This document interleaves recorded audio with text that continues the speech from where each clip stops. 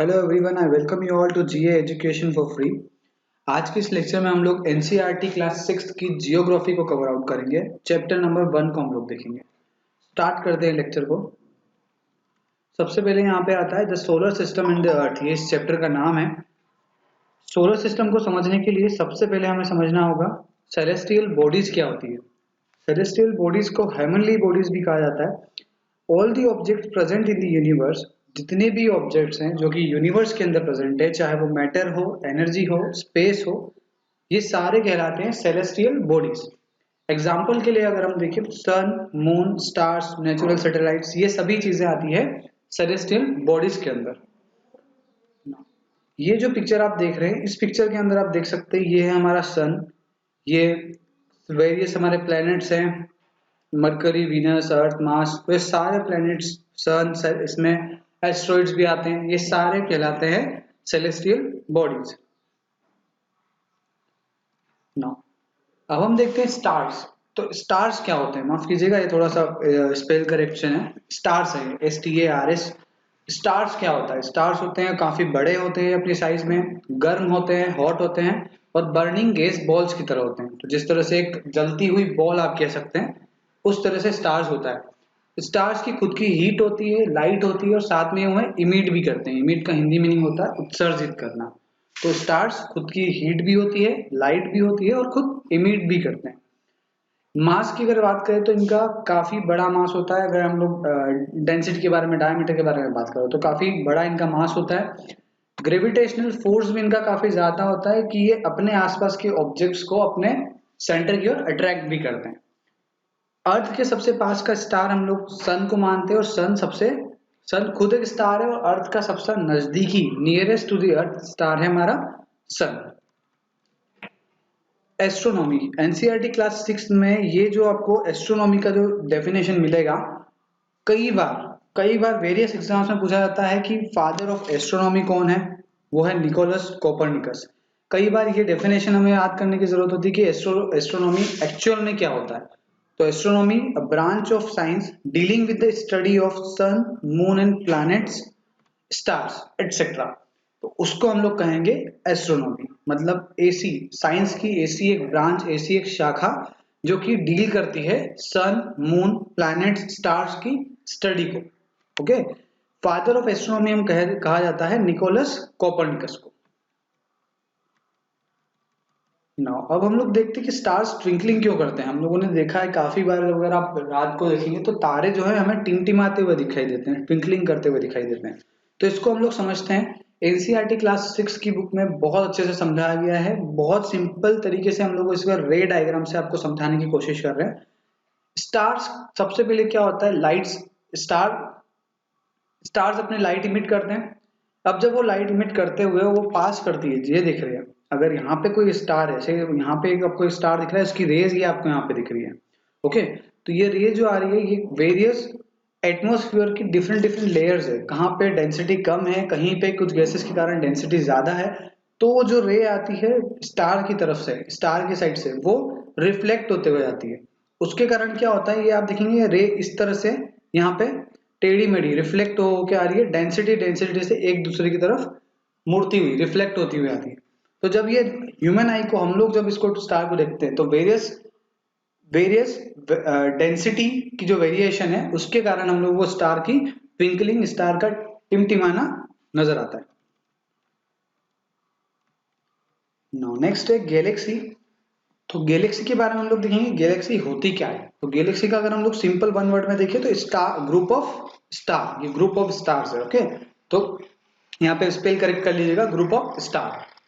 कई सारे तारों का जब एक समूह बन जाता है, ग्रुप बन जाता है, तो उसको हम लोग कहते हैं गैलेक्सी। हमारा जो सोलर सिस्टम है, सन और सारे प्लैनेट्स, ये पूरा जो सोलर सिस्टम है, ये प्रेजेंट है मिल्की वे गैलेक्सी। मतलब मिल्की वे गैलेक्सी के अंदर हम लोग आता है हमारा सोलर सिस्टम। सोलर सिस्टम और मिल्की वे गैलेक्सी को हिंदी में कहा जाता है आकाशगंगा। ठीक है, अगर हम लोग देखें कि मिल्की वे गैलेक्सी के सबसे क्लोज में, सबसे पास में कौन सी गैलेक्सी है, तो वो है एंड्रोमेडा। ओके, इसका स्पेलिंग और नाम यहाँ देख सकते हैं। एंड्रोमेडा गैलेक्सी है जो आकाशगंगा गैलेक्सी, मतलब मिल्की वे के पास से पास में है, क्लोजेस्ट है। एक टर्म आती है यहाँ पर नेब्यूला। तो नेब्यूला क्या होता है? नेबुला को समझने के लिए हमको इस तरह से समझना होगा कि से सपोज हमारे पास में दो, यहाँ पे एक गैलेक्सी है या ग्रुप ऑफ स्टार्स है, उसी के पास में एक और गैलेक्सी या ग्रुप ऑफ स्टार्स है। इन दो गैलेक्सी के बीच में या दो ग्रुप ऑफ स्टार्स के बीच में जो गैसेस, एक cloud of gases and dust, मतलब एक गैसेस और डस्ट का जो आपको क्लाउड, एक बादल सा दिखाई देगा, उसको हम लोग कहेंगे नेबुला। साथ ही में नए स्टार भी यहीं से बोर्न होते हैं, यहीं से इनकी पैदाइश चालू होती है। तो नेबुला किसे कहा जाएगा? दो ग्रुप ऑफ स्टार्स या तो गैलेक्सी के बीच में ऐसा क्लाउड ऑफ गैसेस और गैसेस एंड डस्ट जो पाया जाता है उसे हम कहेंगे नेबुला। नाउ ये हम कंप्लीटली हमारी गैलेक्सी का फोटो देख सकते हैं। तो यहाँ पे इस कंप्लीट गैलेक्सी में आप लोग देखेंगे कि सोलर सिस्टम हमारा कुछ इस जगह आएगा। तो आप देखेंगे काफी बड़ी गैलेक्सी है, उसमें सोलर सिस्टम बहुत ही स्मॉल दिखेगा आपको यहाँ पे। नेक्स्ट है कॉन्स्टिलेशन। कॉन्स्टिलेशन देखेंगे तो ये ग्रुप ऑफ स्टार्स है, ऐसा ग्रुप ऑफ स्टार्स है जो वेरियस इमेजिनरी शेप्स को फॉर्म करता है। मतलब एक इमेजिनरी शेप आप अगर रात को देखेंगे तो काफी फेमस फेमस हमारे यहाँ पे कॉन्स्टिलेशंस है, जिनमें से कई का आपने बचपन से नाम सुना होगा। हम लोग देखते हैं कौन कौन से वो कॉन्स्टिलेशंस है। एग्जाम्पल के लिए हम लोग बात करें तो उर्सा मेजर या फिर बिग बियर, दोनों नाम लैटिन भाषा में इसे उर्सा मेजर कहा जाता है और इंग्लिश में इसे बिग बियर कहा जाता है।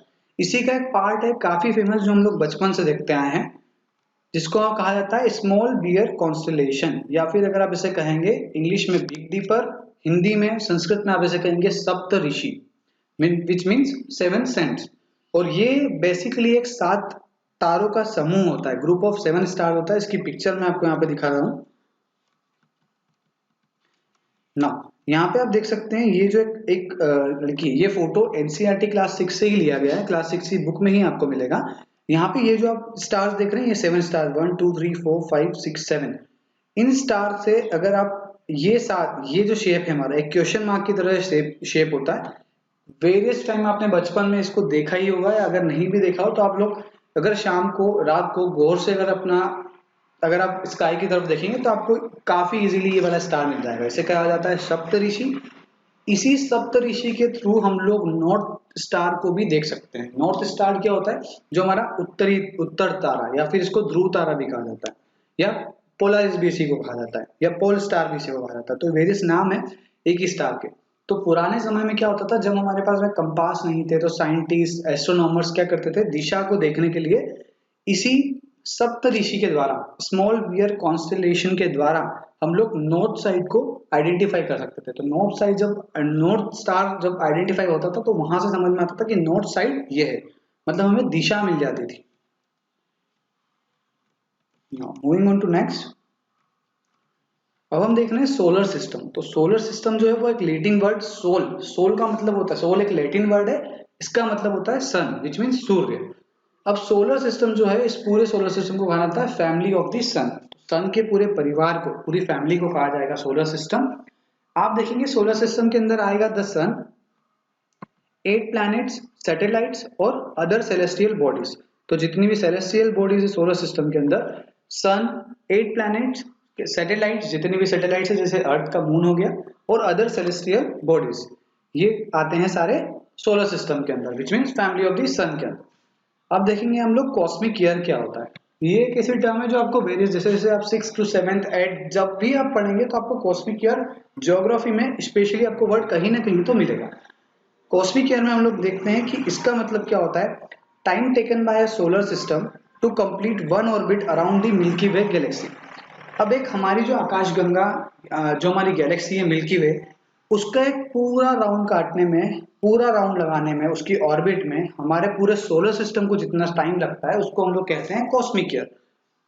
अब इसको हम लोग अगर साधारण वर्षों में, जो हमारा 365 डेज का जो हमारा ईयर है उसके थ्रू अगर हम लोग इसको कैलकुलेट करें तो अबाउट 26,000 ईयर्स में एक ऑर्बिट का चक्कर हमारा लगता है एक कॉस्मिक ईयर में। ठीक है, तो 1 cosmic year is equals to about 26,000 years.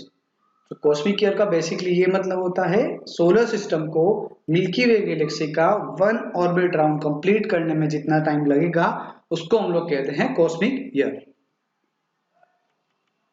ना। आप यहां देख सकते हैं ये हमारा फिर से गैलेक्सी है, पिक्चर को हमने पहले भी देखा था। तो ये हमारा जहाँ गैलेक्सी है, यहाँ पे हमारा सोलर सिस्टम है, इस पूरे को इस तरह से ऑर्बिट में एक राउंड लगाने में अबाउट 26,000 ईयर्स लगेंगे। तो उसको हम लोग कहेंगे कॉस्मिक ईयर। तो पूरा को अगर राउंड लगाने में जितना टाइम लग रहा है उसको हम लोग कहेंगे कॉस्मिक ईयर।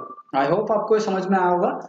नेक्स्ट टॉपिक पे हम लोग देखते हैं सन क्या होता है। तो सन को सबसे पहले हम लोग देखते हैं huge and made up of gases, काफी बड़ा है और गैसेस से बना हुआ है। इसका कंपोजिशन भी हम लोग आगे देखेंगे कि कौन कौन सी गैसेस इसके अंदर बनी हुई है। ठीक है, सन को येलो ड्वार्फ भी कहा जाता है। येलो ड्वार्फ इसलिए कहा जाता है काफी छोटा स्टार है, अगर अदर स्टार्स से कंपेयर हम लोग करेंगे तो। साथ ही ये चमकीला होता है, येलो हीट इसमें काफी होती है, तो येलो इसको इसलिए कहा जाता है। मिल्की वे गैलेक्सी का पार्ट है, हम लोग ऑलरेडी देख चुके कि पूरा सोलर सिस्टम मिल्की वे के अंदर आ रहा है, मिल्की वे गैलेक्सी का ही पार्ट है। Closest star to this earth, हमने पहले भी डिस्कस किया था, अर्थ के सबसे पास का स्टार कौन सा है? सन। ठीक है, साथ ही देखेंगे सोलर सिस्टम का सेंटर है, हमारा जो सोलर सिस्टम है उस पूरे का सेंटर हम लोग सन को मानते हैं, सन के ही आसपास हम लोग ऑर्बिट करते हैं, जैसे मरकरी, वीनस, अर्थ, जितने भी प्लैनेट्स है सभी सन को ही ऑर्बिट कर रहे हैं। साथ ही आप देखेंगे ultimate source of heat and light for the solar system. पूरे सोलर सिस्टम में अगर आप देखेंगे तो सबसे ज्यादा हीट और लाइट हमको सबसे ज्यादा मिलती है सन से। विच मीन्स कि आज भी अगर आप देखेंगे कि हम लोगों को, हमारे पास जो दिन का पूरा समय होता है तो सारी की सारी हीट लाइट हमको मोस्ट ऑफ सन से ही मिलती है। ठीक है, तो ये अल्टीमेट सोर्स है हीट और लाइट का। अगर हम लोगों सन की दूरी की हम लोग बात करें, डिस्टेंस की बात करें अर्थ से, तो वो अबाउट 150 मिलियन किलोमीटर दूर है हमारे अर्थ से। तो अर्थ और सन के बीच की दूरी हम लोग कह सकते हैं 150 मिलियन किलोमीटर। ओके, अगर हम लोग देखें कि सन की लाइट को अर्थ में आने में 8.5 मिनट अप्रोक्सीमेटली, अबाउट 8.5 मिनट लगता है सन रेस को अर्थ पे आने के लिए। क्लोजेस्ट स्टार टू द सन, सन से अगर सबसे पास का स्टार कोई है, सबसे पास का कोई स्टार है तो वो है प्रोक्सिमा सेंचुरी। प्रोक्सिमा सेंचुरी, इसकी डिस्टेंस है about 4.22 light years. 4.22 light years. Light years को हम लोग समझते हैं, हमने कॉस्मिक ईयर समझा, अब हम लोग लाइट ईयर को समझ रहे हैं। लाइट ईयर और कॉस्मिक ईयर में एक डिफरेंस है। लाइट ईयर को हम लोग देखेंगे तो जो डिस्टेंस लाइट लाइट लाइट की जो डिस्टेंस है एक साल के अंदर, इन अ ईयर, जो ट्रेवल की जाती है उसको हम लोग कहेंगे 1 light year. Okay, the distance that light travels in a year, light जो डिस्टेंस को एक साल के अंदर ट्रेवल करती है उसको हम लोग कहेंगे light year. Okay, speed of light की अगर हम लोग बात करें, जैसे कि हम लोगों ने light travels in a year, light travel करती है एक साल में, तो उस लाइट की कोई स्पीड होगी अप्रोक्स, उस स्पीड के थ्रू ही हम लोग टोटल डिस्टेंस निकाल पाएंगे। तो स्पीड ऑफ लाइट है यहाँ पे 3 लाख किलोमीटर पर सेकेंड, यहाँ पे 3 लाख किलोमीटर पर सेकेंड स्पीड ऑफ लाइट है। कंपोजिशन अगर हम लोग देखें सन का, तो हम लोगों ने देखा था सन येलो है, हीट देता है, लाइट इमिट करता है। ठीक है, कंपोजिशन सन का देखें, और हमने ये भी पढ़ा था कि ह्यूज और गैसेस से बना हुआ है। तो इसमें कौन कौन सी प्राइमरी गैसेस है, वो है 71% यहाँ पे हाइड्रोजन है, 28% हीलियम और 1% में अदर गैसेस आती है। तो ये पूरा कंपोजिशन है सन का। ना अब हम लोग पढ़ते हैं सन के बाद में प्लैनेट्स के बारे में। प्लैनेट जो है वो ग्रीक वर्ड प्लैंटाई से बना है, जिसका मतलब होता है वंडरर। वंडरर का मतलब होता है घूमता हुआ। जैसे कि हमारा जो अर्थ है वो घूमता हुआ, रोटेट करता हुआ, रिवोल्यूट करता हुआ सन के चक्कर लगा रहा है, ऑर्बिट कर रहा है। ठीक है, तो इसीलिए वंडरर कहा जाता है। ग्रीक वर्ड प्लैंटाई से बना है प्लैनेट। ओके, प्लैनेट खुद एक सेलेस्टियल बॉडीज है। ठीक है, ये हमने पहले भी पढ़ा था जब हमने सेलेस्टियल बॉडी का फर्स्ट कॉन्सेप्ट पढ़ा था। प्लैनेट की खुद की कोई हीट या लाइट नहीं होती है, ये सन से ही लाइट गेन करते हैं। ठीक है, सनलाइट को रिफ्लेक्ट भी करते हैं। जितनी भी प्लैनेट्स हैं हमारे पास, अभी करंट में हमारे पास 8 प्लैनेट्स हैं, उन सभी को हम लोग आगे डिस्कस करने वाले हैं।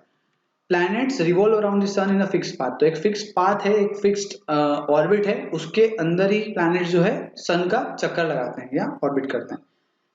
अब फिक्स पार्ट को हम लोग देखते हैं। फिक्स पार्ट को कहा जाता है ऑर्बिट, मतलब एक इलिप्टिकल पाथ। इलिप्टिकल पाथ का मतलब होता है एक अंडाकार जो पाथ है, ऑर्बिट जो होता है वो अंडाकार होता है, प्लैनेट्स का अर्थ के अंदर चक्कर लगाने का।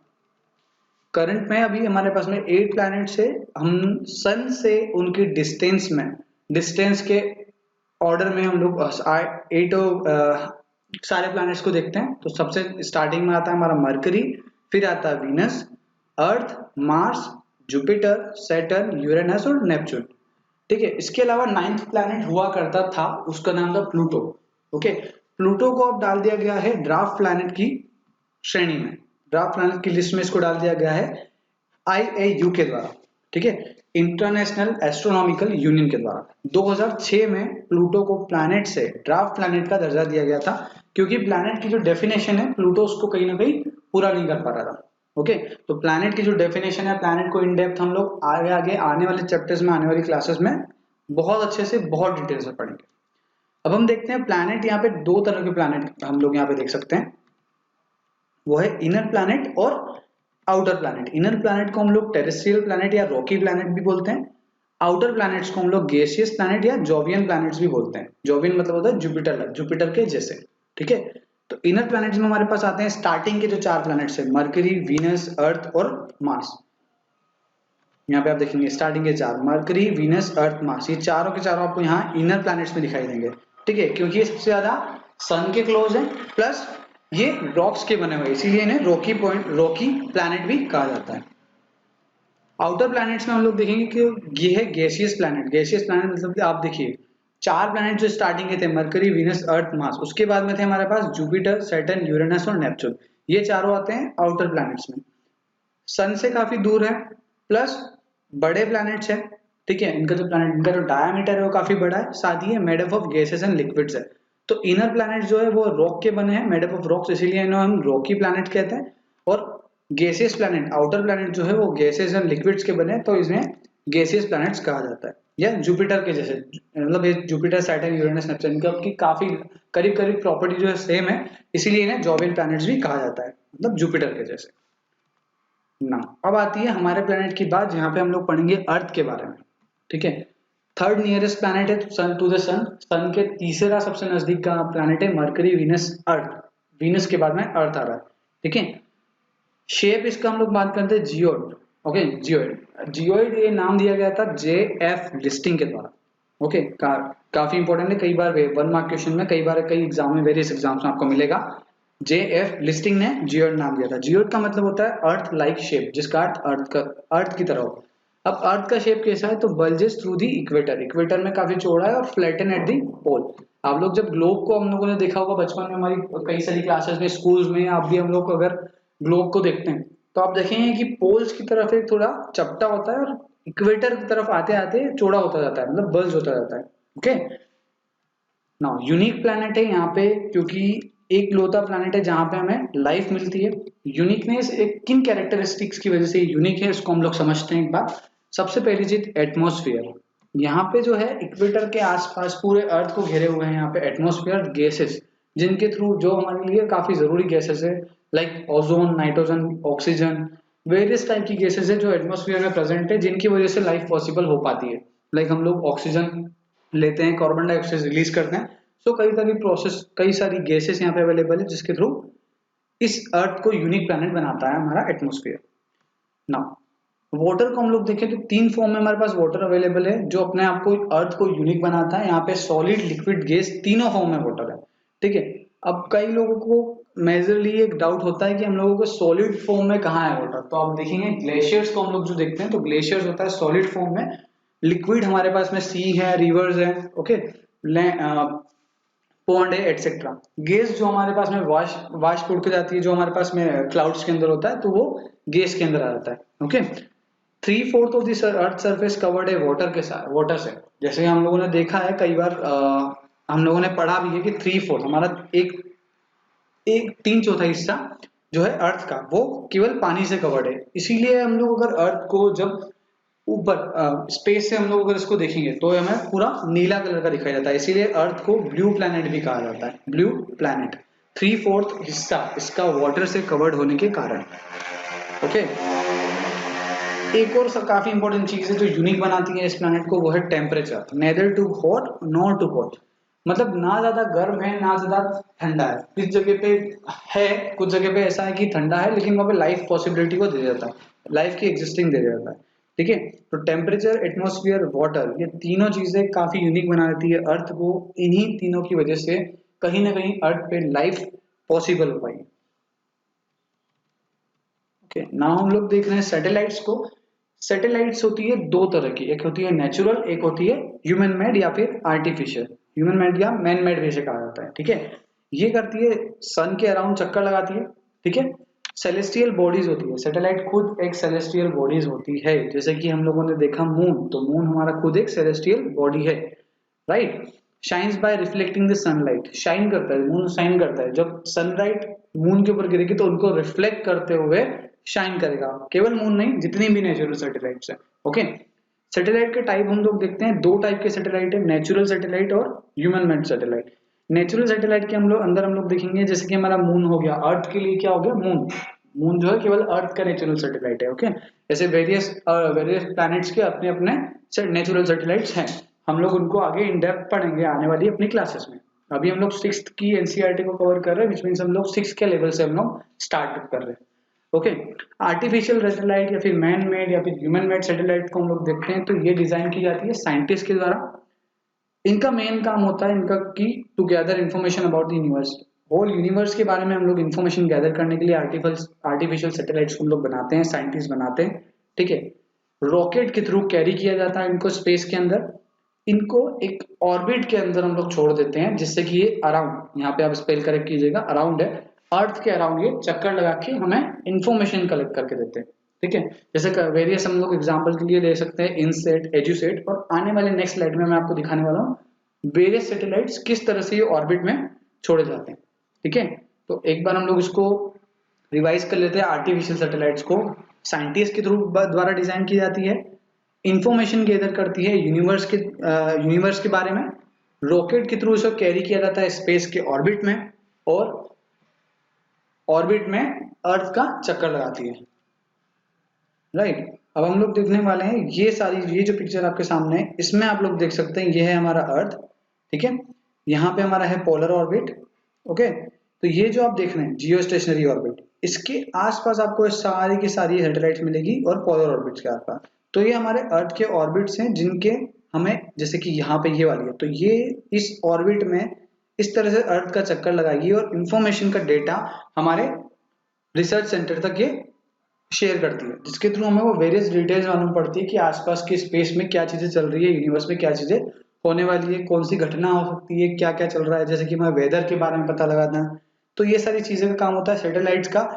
ये सारी है मैन मेड या ह्यूमन मेड आर्टिफिशियल सैटेलाइट्स इन्हें कहा जाता है, ओके। इसमें आप ये देख सकते हैं इनसेट इंडिया 83E, ये वाली सैटेलाइट इंडिया के थ्रू गई है, ये चाइना की है FY2/4, ओके। तो वेरियस कंट्रीज की अपने इसमें सैटेलाइट्स देख सकते हैं, आर्टिफिशियल सैटेलाइट को। नाउ अब हम बात करते हैं हमारी नेचुरल सैटेलाइट मून के बारे में।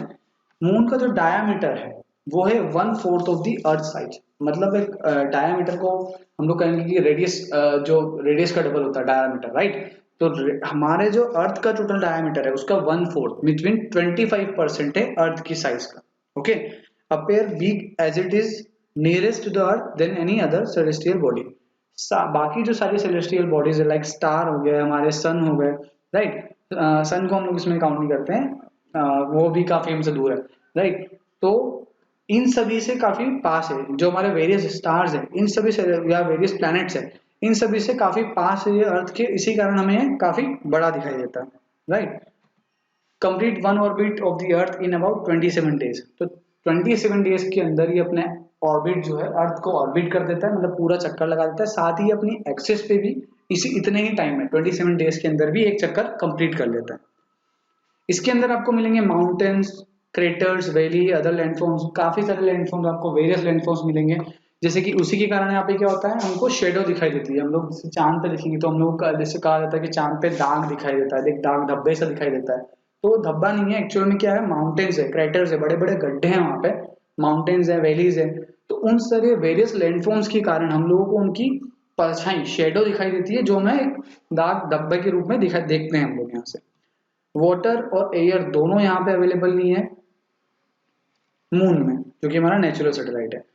हम लोग देखते हैं फुल मून, जो पूर्णिमा की रात होती है हमारी, हर 15 दिन, हर महीने में एक बार आती है, हर 30 दिन में एक बार आती है, वो है हमारा when the moon is fully out, जब पूरी तरह से हमें पूरा चंद्रमा दिखाई देता है, टोटल मून दिखाई देता है, तो हम लोग उसको कहते हैं फुल मून, या फिर हिंदी में उसे कहा जाता है पूर्णिमा।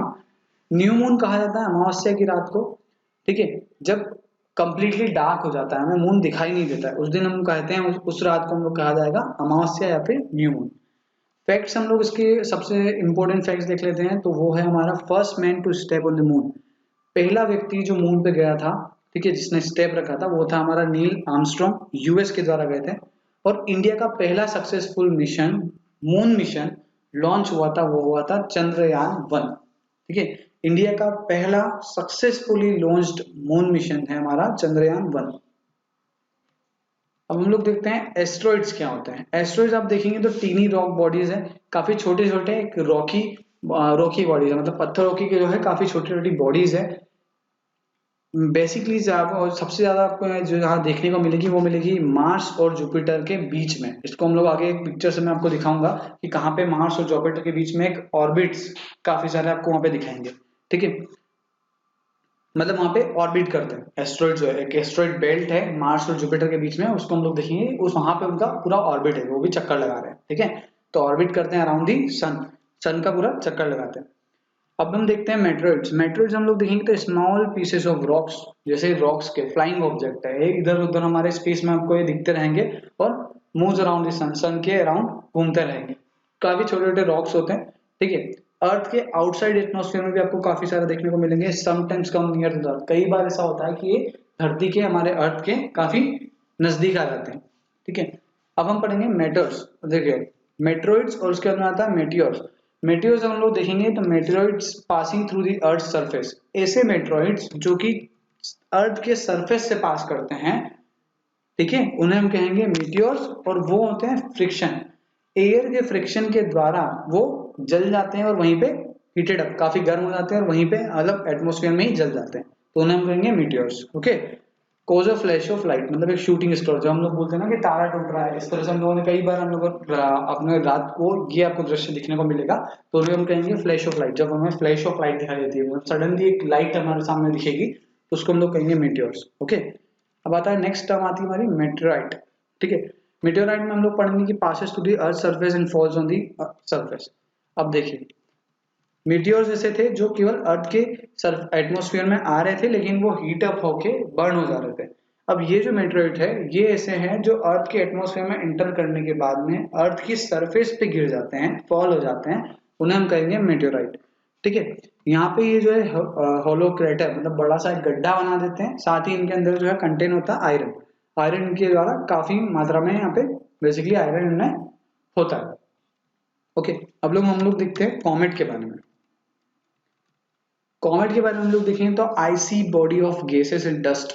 तो आइस की एक बॉडी होती है जिसके अंदर गैसेस और डस्ट काफी ज्यादा होती है, उसको हम लोग कहेंगे कॉमेट। एक लॉन्ग टेल, जैसे कि हम लोगों ने सुना होगा, काफी फेमस है हमारे यहाँ पे पुच्चल पुच्चल तारा, जैसे हमें हेलिस कॉमेट भी कहते हैं। ठीक है, ये वाला तारा, तो उनकी एक पूंछ जैसी इनकी दिखाई देती है, साथ ही ये भी सन का चक्कर लगाते हैं, ऑर्बिट करते हैं। फेमस है काफी कॉमेट, हेलिस कॉमेट, जो कि पुच्छल तारा जिसे हम हिंदी में कहा जाता है। ठीक है, ये लास्ट टाइम दिखा था 1986 में, और नेक्स्ट टाइम अब ये दिखेगा 2061। ठीक है, स्पेक्ट्रोस्कोप के बारे में हम लोग थोड़ा जान लेते हैं। Special instrument use by astronomers to find out whether the object is moving away from the sun और टुवर्ड्स इट। तो ये एक ऐसा एक ऐसा इंस्ट्रूमेंट है, ओके, ऐसा गैजेट हम उसके ऐसे कह सकते हैं, जो यूज किया जाता है एस्ट्रोनॉमर्स के द्वारा। ठीक है, एस्ट्रोनॉमर्स इससे ये देख के ये पता लगाते हैं कि कोई भी ऑब्जेक्ट है, what ever the object is, वो अर्थ के पास आ रहा है, अर्थ से दूर जा रहा है, तो ये सब चीजें देखने के लिए हम लोगों को स्पेक्ट्रोस्कोप का यूज किया जाता है एस्ट्रोनॉमर्स के द्वारा। ठीक है, स्पिक को हम लोग देख लेते हैं, पूरा सोलर सिस्टम आपको यहाँ पे दिखाई दे रहा है। ओके, इस पूरे सोलर सिस्टम में हम लोग देखेंगे ये हमारा सन है। ठीक है, nearest star to the sun, nearest star to the earth, यहाँ पे मरकरी, वीनस, अर्थ, मार्स, और ये दिख रहा है हमको एस्ट्रॉइड बेल्ट, ये दिख रहा है आपको मार्स और जुपिटर के पास में, जो हमने पहले पढ़ा। ठीक है, यहाँ पे आपको Jupiter, Saturn, Uranus, Neptune, Pluto, ये अब ड्वार्फ प्लैनेट के अंदर आ चुका है। ठीक है, प्लूटो। अब यहाँ पे आप देखेंगे इनर प्लैनेट, ये चारों प्लैनेट जो छोटे वाले हैं काफी, मरकरी, वीनस, अर्थ, मार्स, ये इनर प्लैनेट्स का पार्ट है। एस्ट्रॉइड बेल्ट इन दोनों के बीच में आता है, इसके बाद में एस्ट्रॉइड बेल्ट के बाद में जुपिटर, सैटर्न, यूरेनस, नेपच्यून, ये चारों आते हैं हमारे आउटर प्लैनेट्स के बारे, आउटर प्लैनेट्स के अंदर। ठीक है, तो ये पूरा लेक्चर हमने 6th की एनसीईआरटी जियोग्राफी का फर्स्ट चैप्टर को हम लोगों ने कवर आउट किया। वेरियस लेक्चर्स आपको इसके ऊपर मिलेंगे, धीरे धीरे हम लोग करके यूपीएससी, एमपीपीएससी, एसएससी सभी एग्जाम्स को कवर करने वाले हैं। सो ये फर्स्ट वीडियो था। Thanks for watching general GA education for free. Share this video with the needy ones. आप हमें सोशल मीडिया पे फॉलो कर सकते हैं, जीए लाइब्रेरी हम इंस्टाग्राम का हैंडल है। साथ ही फेसबुक पे फॉलो करने के लिए www.facebook.com/generalawareness02 पे आप हमारे पेज को भी फॉलो कर सकते हैं। Thanks for watching. Do subscribe the channel and share with your friends.